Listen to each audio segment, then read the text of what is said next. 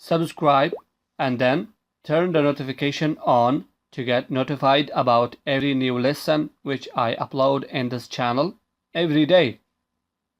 Merhaba arkadaşlar. Tekrar hoş geldiniz ve bu videoda sık sık kullanılan cümleleri öğreneceğiz.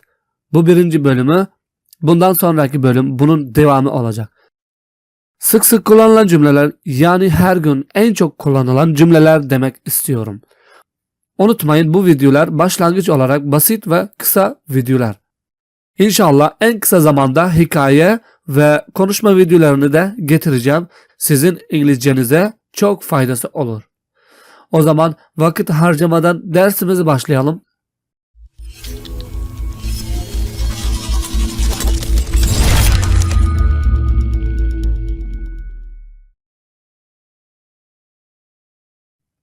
Frequently used sentences.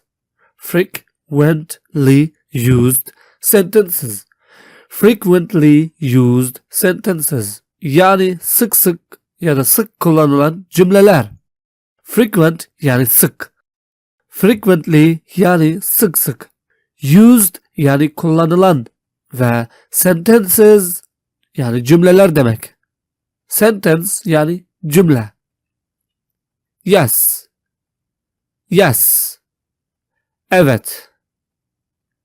No. No. Hayır. It is a good idea. Kısaca, it's a good idea. Bu iyi bir fikir. Ya da good idea. Good idea. İyi fikir. Good yani iyi, idea yani fikir. It is a lie. It is a lie. Bu bir yalan.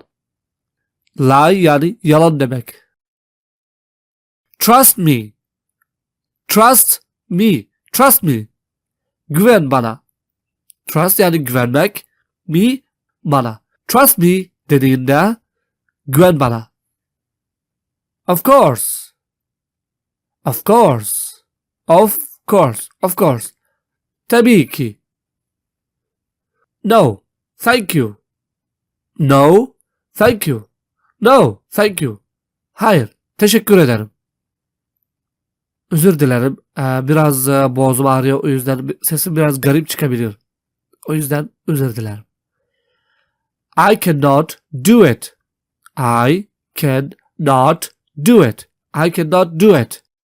Ben bunu yapamam. Ya da kısacası I can't. I can't.